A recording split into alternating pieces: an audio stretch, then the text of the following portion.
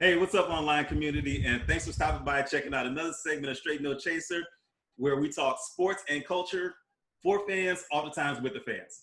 Now, the last couple of weeks, we've been really gaining some really good momentum because we're seeing a shift in a number of different things as it relates to social issues taking place across the country.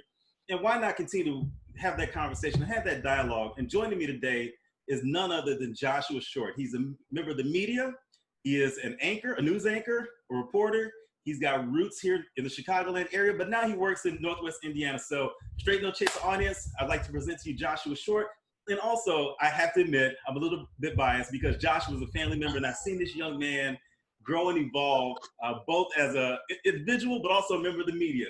So, Joshua, welcome to Straight No Chaser. For those fans out there that are familiar with Straight No Chaser, before we get into it, grab your favorite libation, shot, cocktail, coffee. We're about to get into a Straight No Chaser. Salud. Salud. I can't tell you what's in this, by the way. You know what? Those who tell don't know, and those who know better not tell. So, well said. Well said.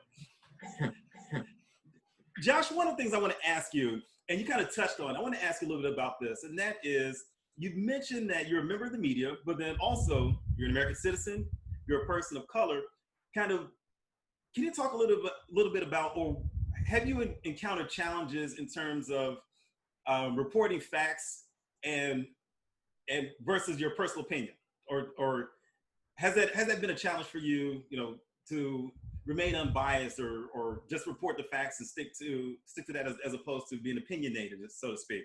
Or do you have the latitude and to have that as part of your discussion? So, a few things. One thing I've discovered is that nowadays, and I'm not going to air out too much of the laundry, but I've said this openly, now more than ever, people have sent me emails and have left voicemails and viewer notes about a slew of topics, let's be honest. But now more than ever, you're starting to see people with those race questions. Yes. And for me, it's been tough because, and people at work know this, it's been a tough year mentally because you're trying to come to grips with who you are as a person. Yes. Then you got a job to do. And so now the job is to tell other people, without being biased, yes, what they are seeing on its face. There was a shooting of a black man. There was this woman was shot while sleeping in her home. There is a knee on the neck of this black man.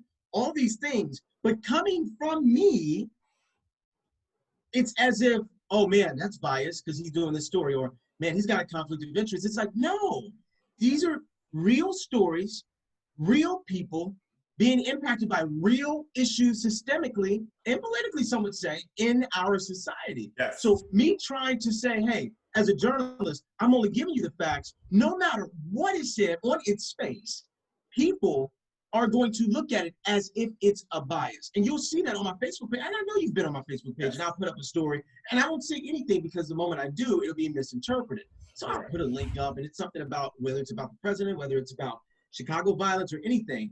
And all of a sudden, you'll see people saying, oh, he's baiting the race baiters and da-da-da-da-da, and blah, blah, blah. And it's like, no, I'm doing my job. So it's got tougher in that regard. And I know you've seen that too. And to your point, I subscribe to the philosophy of information over affirmation. Give me the information, let me process it, as opposed to looking at something and basing my thoughts, basing my responses off of emotion. Now, understand that we are human by nature, and that can be a challenge sometimes. It still allows me to have a grounded perspective when I see things, whether it's something that I agree with personally or don't agree with, to be able to look at the information and frame an opinion based off of the information and not how I feel or the dialogue that's associated with it sparks something within me. And I think that's one of the challenges when we start to have these conversations about race, about social justice, and that is the emotional volatility of these conversations sometimes gets lost in the information of what needs to be shared and the cause that is transpiring. That's my thoughts. Those have been my experience. I've seen that on social media as it relates to you. And to your point, sometimes you may just post something and not say anything, just let it go. And before you know it, 200 comments and it's all over the place. And that's exactly right. It's like you start off from a place of impartiality. Yes. You've got a job to do, don't be biased, and that's what we do.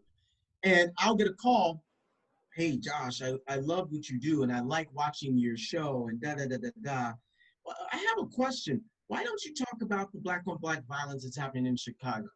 And I think that's the real problem nobody's talking about. And if anybody can do the story, it's you. And I listen to that voicemail, and I'm just like, okay, I've heard this before. Yeah. And to my response to that, and I don't usually call them back, or, you know, if it's an email, I'll probably send an email back. But it's one, if you watched the show and was not blinded by your prejudice, whatever that may be, you would see that was the third story in our show. It was the Chicago violence that we talked about. First off. Second off, black on black violence, it's this, and we talked about this in a roundtable discussion, and someone said to me, and it brought it home, it's been used, weaponized against people of color to move away from the real injustices that many people that look like me and you are facing. And so those are the things that make your eyebrow go up, and people who are said to be real people, genuine people, people who loves everybody, all lives matter, right? And all of a sudden they come to you and pose these questions and concerns, but they're doing it in the veil of, can you stop talking about one thing to talk about another thing that's really not a problem? And I'm glad you touched on that, because it speaks to, first off, that type of dialogue and conversation is a microaggression. It's one of those, I mean, it's a microaggression. It's, you know, you're talking about this, but as a person of color, and, you know, my comfort level of talking about social justice or race relations should be, you should really focus on this. It's deflection and microaggression. And I empathize with you, because that's a tough position to be in. You have personal opinion, we have personal thoughts, but you have to remain that level of unbiasedness and staying focused and such. And people don't realize that what that, or how that comes across. You mentioned it too, that sometimes I forget, it is indeed a microaggression. Yeah. And microaggressions is an aggression, right? Yes.